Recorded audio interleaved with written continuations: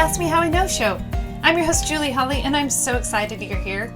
Ask Me How I Know is the only podcast in the multifamily niche replicating what takes place outside the walls of a seminar. Remember when we used to get together like that? This is like the lobby where honest, unscripted conversations take place and transformation happens. We'll talk about practical problem solving in the multifamily niche as well as overcoming mental roadblocks. This episode is brought to you by Three Keys Investments. Three Keys Investments is dedicated to helping people like you, you, enter the multifamily investment space to build passive income and legacy wealth. If you haven't already subscribed and reviewed Ask Me How I Know, I'd be honored if you did. Thanks so much for joining me today, and now for our featured guest. Hey guys, welcome back to Ask Me How I Know. Today I have just an amazing guest, someone I really resonate with because of so many similarities in our stories and our timelines. So I'd like to welcome Jeff on the show today. Thanks for joining us, Jeff. Hi, Julie. Thank you for having me. I really appreciate the opportunity to speak.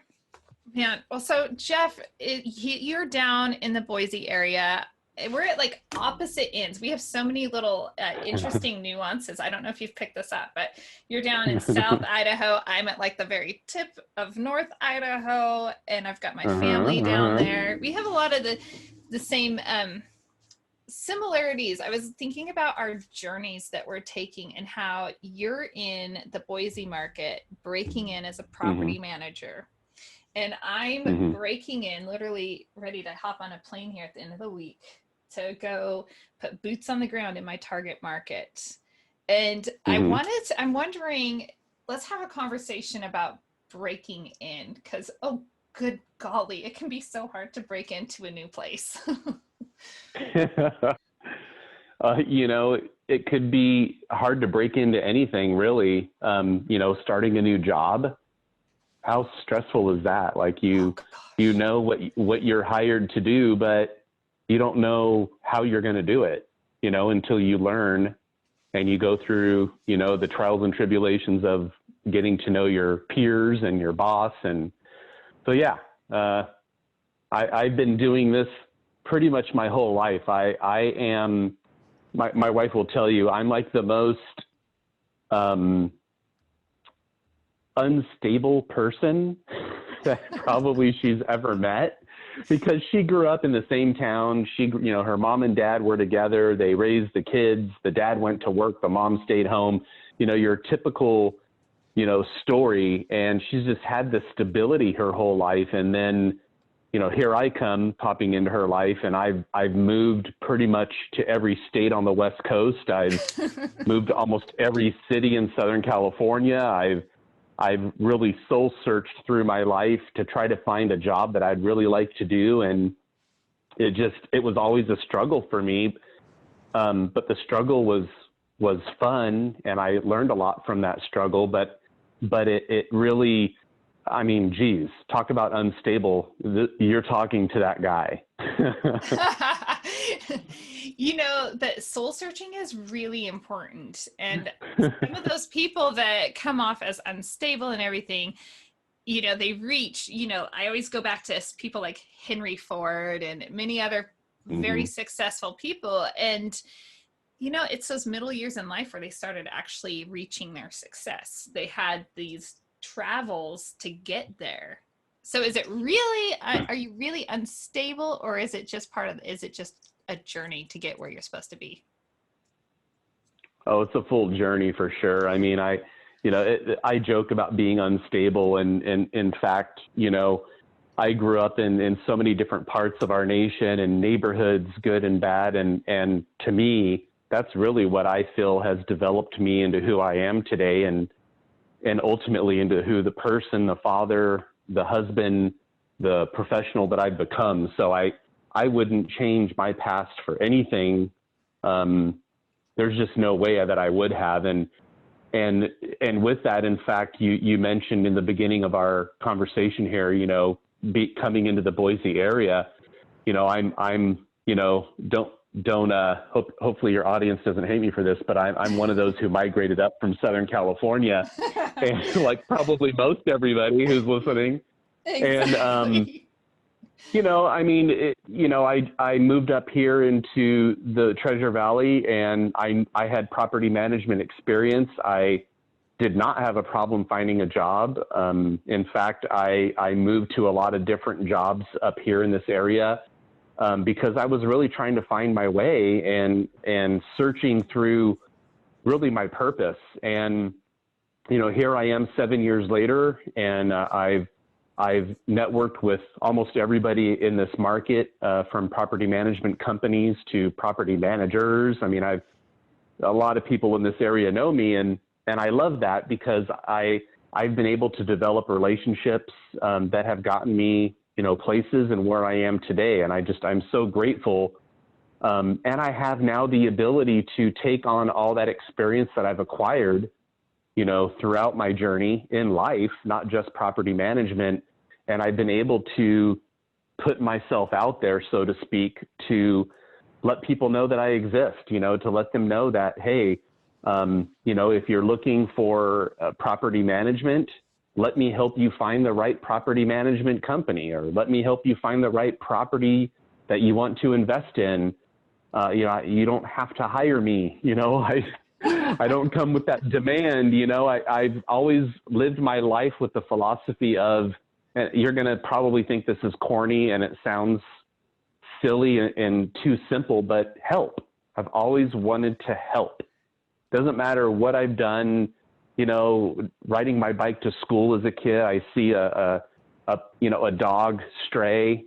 Well, then I go find the dog a home. I don't, well, I didn't want to go to school that day either, but really what it is, I just wanted to help. I wanted to help find the dog a home, and my life has just kind of progressed into this philosophy, and, growing up in school and college and then getting into a career, the mindset, and it's funny because everyone today talks about pivoting and they talk about mindset, and in reality, we have always pivoted. We have always had a mindset.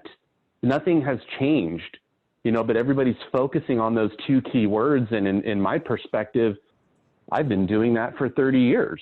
I've been pivoting, in my life. I've been, adapting to change. I've been doing all of these things to better myself for the purpose of simply helping the people I work with, or helping the people that I want to work for, helping. It's so simple. And like you're saying, words like pivoting and mindset, dang, can I just go back in time not too long ago and be the one that coined what every successful person has been doing all along? They just slapped this great label on it, and now it's, people are making money off of it, and, doing all their I'm telling you. Wow. Right. And all of those, oh, go ahead. No, I was just going to, I guess, make a comment that, I'm in my mid 40s now. And, when I look back at, my professional career, I guess you can say it, it really just started because, in my 30s, I didn't know what the heck I wanted to do. I wanted to be a cop at one point, and I could, there wasn't a department in California that would hire me. Just for whatever reason. And I interview very well. I have you, Julie. I do a good job at interviewing. Hey, I'm interviewing you now. I think you're doing great. I'll hire you. But, those departments would never hire me, and it's like, that really kind of tore me down because I thought, well, my character's there. I'm passing these tests, these requirements, but nobody wants to hire me. I mean, I struggled with those things. And as I went on in trying to find myself, I became a flight attendant. And, that was probably the most impactful thing that has ever happened to me in my life outside of having children and getting married is becoming a flight attendant. And I know you might be laughing inside going, a flight attendant? Are you kidding me? But, no, what I'm hearing right now is, I didn't know that. Oh my goodness. It is the best, possibly the best training anyone could have in Oh yeah. understanding people, being able to read people, just the skills that you Oh yeah. develop. No wonder you're a rock star property manager. I mean, just being able to actually understand a tenant and know if it's the right fit for an asset, that's huge. Oh, wow. No, thank you for saying that. And you're right. I mean, I remember a friend of mine, one of my best friends, actually, he worked for an airline, and he would always tell me, you have to try it. You would be so good at this. And he's like, it's not easy, but I think you can do it. And I think you'd be great. And I just would laugh at him. Like, I don't want to pass out peanuts and Coke for a living. I don't want to do it. And he would, laugh at me and say, well, I'm making 3 times more than you are, buddy. So, you might want to consider it, and it just was never there for me. But there was that one time where he gave me the golden ticket and he said, hey, look, there's going to be an open interview process in San Diego, California. He's like, there's going to be 2,000, 3,000 people that will apply for 200 jobs. And he's like, prove me wrong. I want to see if you can make it. And it was a challenge. Yeah. It was on. It was like the challenge was on. A little ego there. Oh yeah, for sure. Because he knew that where I was not a healthy place for me. He knew that I wanted more. I wanted to travel. I wanted to enjoy life. And I was kind of stuck in this area in my life where things just weren't working for me. I was going through a divorce. I had children through this divorce. It was just such a stressful period, and I wasn't making money in Southern California to survive. Oh gosh. I think I moved in with my mom for a little while. I mean, it was literally probably hitting rock bottom to some degree. I mean, I count my blessings because I was never homeless or anything. I always had a place to go to, but it just wasn't where I wanted to be in my 30s. And in any case, I went to this interview and, I finished round 1 and they called my name. I finished round 2. They called my name, and then we were down to 500 people. And I thought, holy crap, like, this is not fun anymore. This is serious. And as I went through this process, I learned I want this badly. Not because I want to prove to my friend that I can do this, but I mean, these people that I'm interviewing with, these people that are interviewing for the job, this is a whole different look on human beings. I've been stuck in this little Southern California town where, I've been through, some horrible things, through the early 90s and mid 90s, going through, gang stuff and going through the riots, back in the day. Basically a lot of the same things that are happening today, go figure. And, it just really, I wanted it. And because of that, I got it. I was given an opportunity to go through their training 8-week program in Dallas, Texas. And I left my life in California and went through this 8-week training, and it was the best thing I've ever done. And I've learned so much about people and etiquette and, emergency response and, customer service that I always had it in me, to help, like I told you before. So this just took it to another level. Like, I can be in the air cracking jokes. I can, do my Scooby-Doo voice on the big screen, on the radio when I'm, calling out some, for the peanut service to start. I mean, I could do so many things. You had to be with Southwest. They are my favorite. I fly Southwest, and I can totally hear you, like, being that and bringing, a lot of people. I don't know if you've considered what a help that is to people on flights, but I've traveled with people. I love traveling and being in the air, but not everyone is like that. And for a lot of people, it's a very uncomfortable situation. And it might be that they're around strangers. It might be that they're uncomfortable being in a big metal tube, up in the sky. But having that levity of, people with your personality is so helpful. Oh, it was very empowering because I learned, that I could put a smile on somebody's face. So you're just well-rounded in the sense that you've taken everything that you've experienced and you've leveraged that, and you're Mm-hmm. using that as you're developing this new part of your life, which is not new, but it's Yeah. newer. But I Mm-hmm. mean, as you're looking at all of the skills that you've developed that help, and it sounds like what I'm hearing also is that self-confidence that grows with, oh, I have something to offer, and I am valuable, and I can be successful at what I'm doing. Just that taste of success as you're being a flight attendant. How is that translating now into your life? Well, there is a certain, I'm not gonna lie. Confidence is probably the most important thing any business owner or executive needs to have. Even if, you hear that term, fake it till you make it, right? Right, I right. mean, I'm not gonna lie, do it because, people, I mean, when I was a flight attendant, I'm on stage. There's 137 passengers. They're all staring at you. Right. They're looking at you. They're judging you. They are judging you. They're like, okay, there's a guy flight attendant.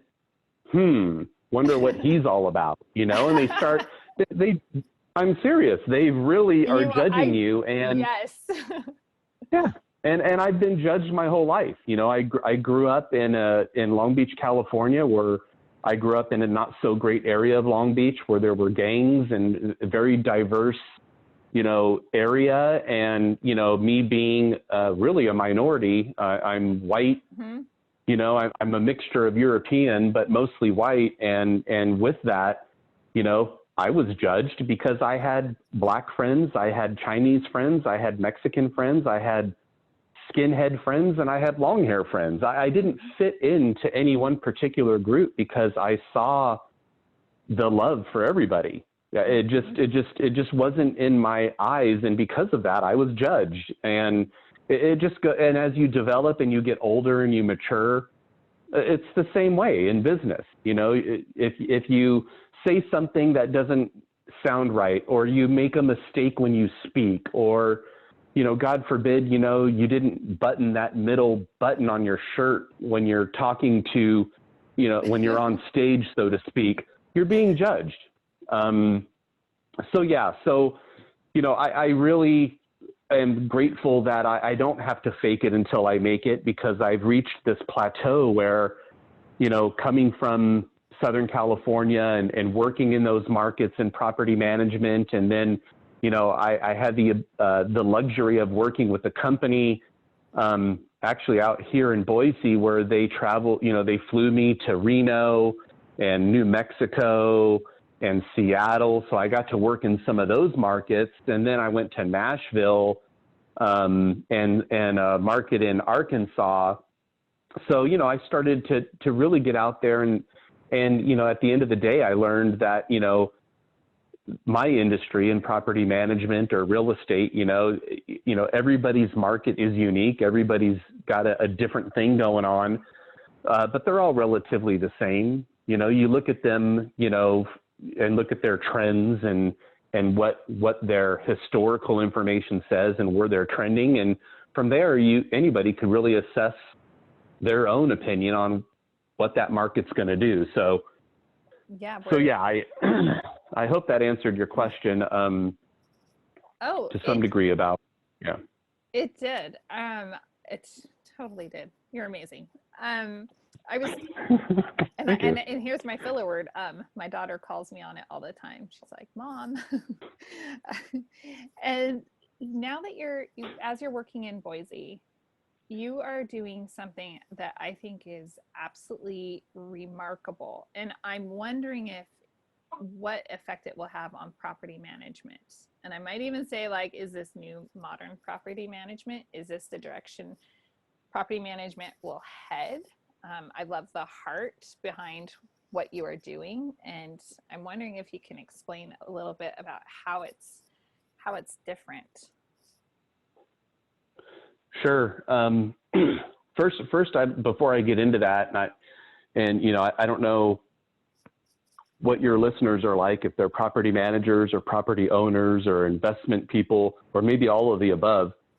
What I'm about to say is probably going to be a little bit creepy to some because there is some risk involved, but I have worked with a lot of big major companies. I've worked with the Irvine Company out in Southern California, Sequoia Equities out of Walnut Creek, Greystar, Avenue 5, Riverstone, Home River Group. I mean, I've worked with large corporations, and I've had great training and I've had great experience in working for these individuals. I thrived as a property manager and a regional manager, but there was still that something that just wasn't satisfying me.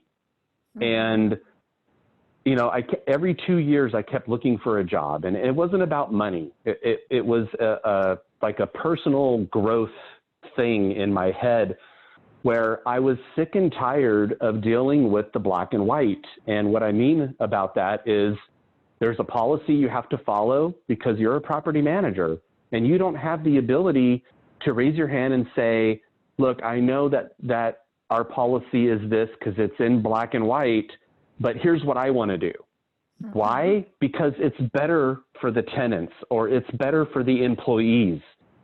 And a employer would say, Jeff, you're right. It probably is, but it's not in writing. So stick to the writing. So, and I learned, moving up here to the Treasure Valley, Boise, Idaho, and working in these last few companies that I've worked with, I learned, that's what it is. I'm sick and tired of being black and white. And, you say, you got to stay in the gray. I hear a lot of companies, stay in the gray. Well, do they really stay in the gray? I question some of that with some of these companies. So for me in my current, opportunity, I literally have had the luxury and ability to, in essence, create my own culture within my organization and try to adopt a different way of thinking property management, or maybe not a different way. I mean, there might be others that do this, but, I'm at the place right now, especially with, this coronavirus pandemic going on, the last thing that I want to do is deal with vacancy. I don't want to deal with turnover. I don't want to deal with evictions. I don't want to deal with my owners having a vacant and they're not able to collect rent or any income, yet they still have to pay a mortgage because there's no protection for property owners. All the protection is for the tenants. They don't have to pay their rent. They can stay for a while. And what that does to the economy and a property owners it's huge. It could really ruin your life. So with my company, we had to very quickly brainstorm, when that first stimulus package came out, we had to quickly brainstorm, how do we create our own stimulus package? And mind you, we're a small company right now. We're 200 units manage. We will probably triple that in the next 12 to 18 months. So I know that we're going to be on a growth period here coming up. So that's, we're ready for that, and that's great. But we're not dealing with a whole lot of units, but it doesn't matter because we're still dealing with people's lives, people's welfare, people's homes. And that's ultimately where we developed our own stimulus plan, Julie. And we determined that, we, meaning me and my owners, most of my owners, determined that what we would do in the interim is we would waive ancillary income items such as water, trash, sewer. We have a property that does bulk internet and TV, and the owners make a ton of money off that option.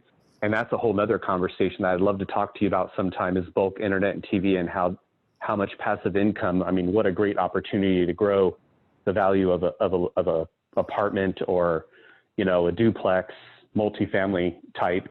But, we would waive those fees and, even digging deeper, this is going to sound crazy, but how about we waive 2 months of your rent? You signed a 12-month lease, Julie, and you're out of a job. You were furloughed. You have no income coming in.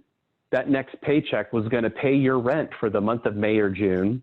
Mm-hmm. And now you don't have that paycheck coming in, and you have to wait for the stimulus, and you have to wait for unemployment. You're lucky to get it in a month or two. So you're looking at basically skipping out and moving back home to where home is, or moving. A lot of people are camping. They're getting a trailer and they're camping up the hill down by the river. They're hanging out in these places because they're really struggling. Well, we didn't want that to happen. So we said, I tell you what, we'll waive 2 months of your rent. You signed a 12-month lease with us. We don't want rent for May or June. But what we will want to do is we will want to renew you for another 12 months after your lease has expired. And when we do renew you, we want to amortize that loss of rent into that new term so that the owner's recouping his rent loss from those 2 months to help you out. So maybe right now you have no money coming in, but we all know that this is a temporary situation that we're all dealing with. How temporary is I guess, the question now as we are here in September. But for the most part here in Idaho, I was just a participant in an economic, conference with the Idaho Apartment Association group. And we're way under the national average on our employment rate. We dropped a little bit, but we recovered very quickly, and it's probably going to keep getting better for us here in Idaho. So for us who are in Idaho, we're in a great situation because jobs are starting to come back. I think we hit maybe a 10%, employment rate. Now we're just under 5%, and it's getting better and better each day. So those people who I offered that, for lack of a better word, that forbearance option, they were able to take advantage of that and not pay their rent for May and June.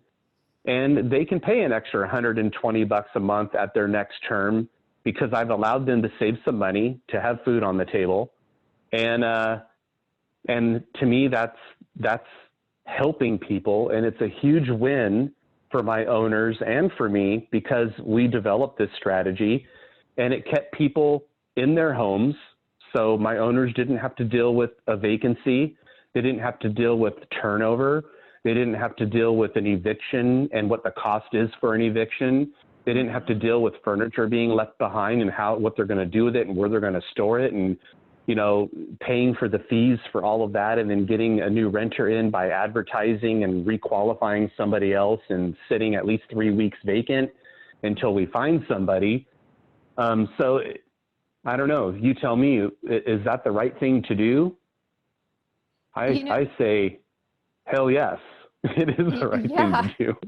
Well, and when you look at all the different components of it, having the economic vacancy for a couple of months versus just even the time that it takes to turn over a unit and to market a unit and to have a new tenant placed when you already have a high quality tenant in place, if you can work with them, then now you've created a very unique loyalty. We've helped you because we actually care about you. And this is why I wonder, can property management go this direction in the future? And I know that there are some really amazing people throughout the country that are doing similar things that I've spoken with, but I'm hoping that this is like the direction that we treat people as residents and we allow them to thrive. And we look at the temporary, like you said, this is temporary. This is not forever. Yes, the economy is going to have to, recover, and it's going to be messy, but it's not forever. And I love the long-term outlook of people first, caring for people first. Everything else will sort itself out. Yeah, you're spot on. And and this is the thing. My company has a lease agreement. My company has a policy. that policy, that lease agreement is in black and white, but I'm a human being with feelings and I care about people and I want to help, because that's been my thing my whole life. Remember, I found that dog the home when he was, stray on my way to school. But, I chose to make that decision with the help of, some of my owners who were willing to do that. And I feel like I've made a difference. And, we've had a pretty overwhelming amount of people on one of our properties. They're so grateful that the property manager there gets all the praise. And I love it because the property manager, she loves working for me just because of what we just did. There are so many companies here locally, and I'm not going to name any names, but we know of a few in particular. We reach out to them and do a market survey. Hey, how many evictions do you have? Oh my God, we have 5 this month. Oh my God, you have 5. What for? Oh, due to non-payment. Yeah, well, no kidding. People don't have jobs. Yeah. And I'm not saying that these people need to not pay rent. That's not what I'm trying to say. You will have situations where people just, they can't do a forbearance situation. They can't make ends meet. Their car got repoed. They're trying, or they don't want to try and they don't want to pay the rent. Yeah, you have to evict those people. I'm not saying no evictions, but, the more you know your tenants, the more you communicate with them, the more you offer an option, the better off you are, because people will, I would say 98% of the tenants that you have will come forward and ask for help when you show them what their options are. The other 2%, they don't care, that they would have been evicted regardless of the pandemic, because that's just the way that they are. And, they're going to not pay rent, or they're going to cause problems on your property. So nothing changes there, but most of the people in our society, just like statistics, most of the people in our society are good people. They want to help people. They want to pay their rent. They want to pay their obligations. And most of them do. Sometimes there's hardships that come up, but they call their companies and they ask for a payment plan, or they ask for a freeze on their account for 3 months if it's offered. People genuinely do care about their credit and their income and what they can pay and what they can't pay. So, why not offer options to retain people? Because you'll, in the long run, this is the other thing, is I'm in this economic conference that I was at today. They're talking about how, 2021 is going to be a bad year for us, because it's all about, recovering, right? Some markets are going to be better off than others. Boise, luckily for us, is going to be in a very good position, because we were coming in and we are now, and we are coming out. Other areas maybe not so much, but 2021 is supposed to be not such a good year for, real estate in terms of, rentals and homes and apartments and new construction. And, 2022, 2023 is where we start to rebuild and start seeing the numbers go up. The rents will go up, the vacancy will go low. But for a 12-month period, we're going to struggle a little bit. And if you have tenants who signed on a forbearance situation, they're signed through 2021, so they're not going anywhere. So you've just solidified, a little nest there where you have a renter who's going to stay and you don't have to find another one. Having a resident remain is so powerful, in every situation. And everything that you're saying, I just love it when everybody wins. I always joke around, that it's kind of like the Oprah. I'm like, and you win, and you win, and you win. But with this mindset, and with actually practically applying the philosophy of helping others and caring for others and stepping in, every single person wins. Like, as you mentioned before, the investors, whoever owns that asset, they have a mortgage. Otherwise, I question their investment strategy. Okay. Right. Otherwise, how are For we sure. but so they're leveraged on that property, and they need that income, and a temporary loss, for an investor that's properly, structured their business plan, they can oftentimes absorb that for that short period, that interim period of time, and having that tenant stay. So they're going to win because they're going to be paid back from that economic vacancy down the road. It's coming, it's in the future. And they have that comfort and reassurance of knowing my tenant is going to be in place, and I'm not going to have to stress out during a down economy of trying to find someone that's a quality tenant in a difficult economy. The tenants win because they're being cared for, and they get to remain in place during an extraordinary stressful time in their life. Moving is one of the top stressors on the stress scales. So that is helping and serving them quite well. And as you mentioned, the community wins. You're not having blight. You're not having, you're less, I don't want to say transient people, maybe, you're just stabilizing things for a community, which allows it to rebound faster. So I just love that everyone wins. I might name this episode that everyone wins in COVID. Well, now that, I'm listening to you and it's so true. And the reality is there are some people who this doesn't work for. We have homeowners who they rely on that rent to pay that mortgage because that's an investment for them. That's a retirement plan for them. They own a fourplex or two homes, and they got to pay, a mortgage on a fourplex and insurance and all these other things, taxes, and then maintenance and all these things that go on, and they're not seeing any rent collected. That's a problem. Yep. And maybe this forbearance does not work for them.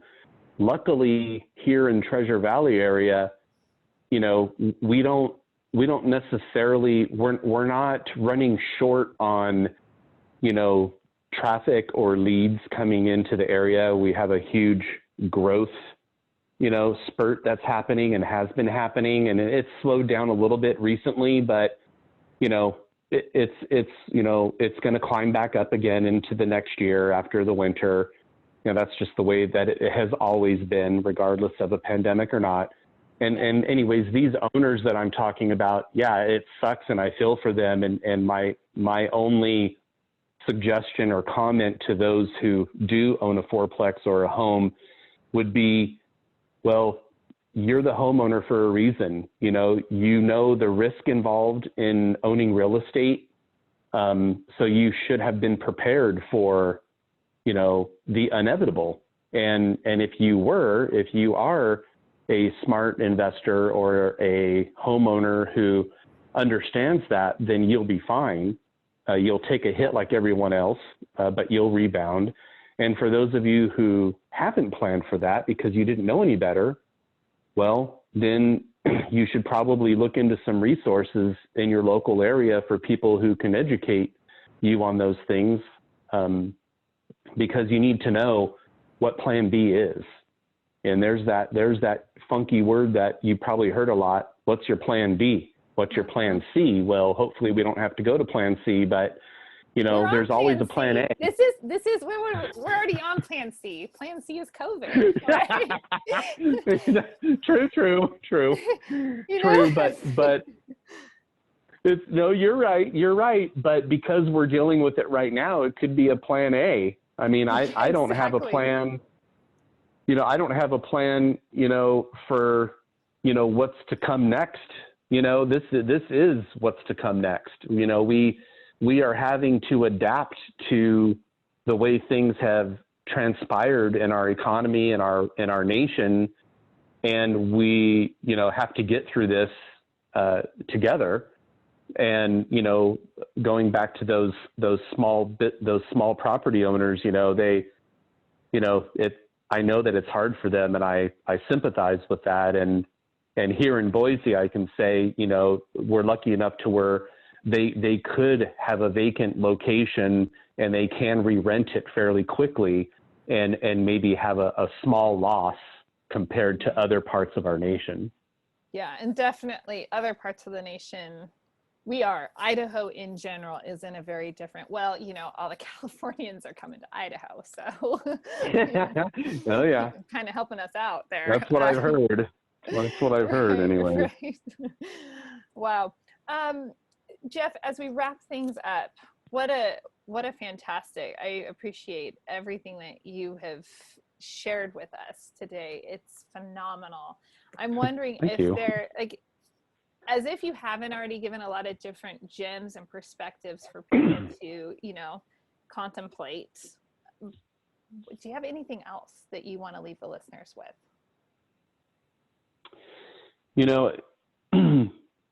I love being a part of this podcast because I've been a part of other ones, and it's really stressful, because sometimes you get an agenda and there's, a series of questions that they want to ask you. And sometimes that puts a little bit of pressure, on you.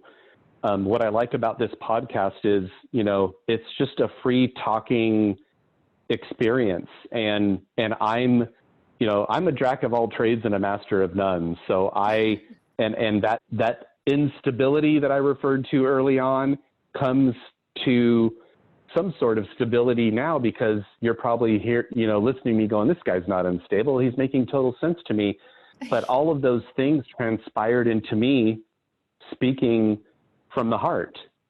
And, if you're an attorney, if you're a public figure, you're in politics, you're a business owner, an investor, or you're, a mechanic, whoever you are, I think every industry that we deal with here in the United States and outside of the United States, I think we all have a common knowledge of one thing, and that's to do the right thing, to help people. I don't know very many people who don't help people that become successful. If you can tell me one person that doesn't help anybody, they're not willing to do anything for anybody, and they run their own business and they're successful, I'd love to meet that person, because I need to find out how they do it. I don't think I personally can do that. I was just going to say, I don't think that you could actually do that. No, but it would intrigue me to know that person and how they've made it, because I don't think it's possible. No. So I guess that's what I give is, no matter who you are, how successful you are, a lot of successful people have failed, and they've learned from their failures, and they've had to, rejuvenate themselves or rebrand themselves, and they've had to fail again and again, and then they do it again. And then, for whatever reason, they become successful. And ultimately there's definitely a desire and a passion there. And I envy those people who have that drive, because sometimes I feel like I don't have that drive like I should, but my drive comes from compassion and helping people. I just want people to make the right decisions, make what's best for them and their families. And that's where I'm coming from as a business entrepreneur, property management company looking to grow. That's where our culture comes from. Well, there's no doubt that you're on the path to success, and I see, and you already are successful. So let's be clear about that. But thank you. A lot of times I look at the people who have a variety of experiences in their life, and that variety tempers you and allows you to be able to have a depth of perspective that is oftentimes lacking if you're in a singular position and doing the same tasks or the same thinking all the time. And as we engage with people outside of our sphere, as we try new things, it might appear to some unstable, but actually that's creating the most stability that will last long term, because you're able to, you understand. I have completely resonate with that. I am so grateful. I'm going to totally put you on the hook for something. If anyone's listening, they need to reach out to you for every reason under the sun, but also because we did not have any time. And I don't always go into the nuances of some really cool business practices like bulk internet and TV, bundling them to add some money into your offerings. So reach out to Jeff, and if you're interested in learning more about that, all of his contact information will be in the show notes and everything. So Jeff, seriously, thank you for spending time with us and giving us not just some business strategy for COVID, but mindset. Yeah, you gave us ways we can pivot and think with a new, fresh mindset so that we can overcome. But anyhow, but truly, you really have. And that mindset and that thinking, that is what will help listeners really look at their own life and say, well, maybe that will work for me, or maybe they'll spin it into a new idea. So awesome. Thank you so much. Julie, thank you for the opportunity to speak. I really appreciate that. And I hope your listeners see or hear some value in what I've conveyed. Thank you for your time. Oh, thank you. Thanks so much for joining me for another episode of Ask Me How I Know. This episode was brought to you by 3 Keys Investments. They are dedicated to helping people like you, you, my awesome listeners, develop passive income and legacy wealth through multifamily investing. Feel free to check out their website, 3keysinvestments.com, to see if there is an offering that will help your portfolio grow and meet all of your needs. If you haven't already rated, reviewed, subscribed, liked, all of those bells and whistles, I would be absolutely honored if you would do that for Ask Me How I Know. Thanks again, and go make it a great day.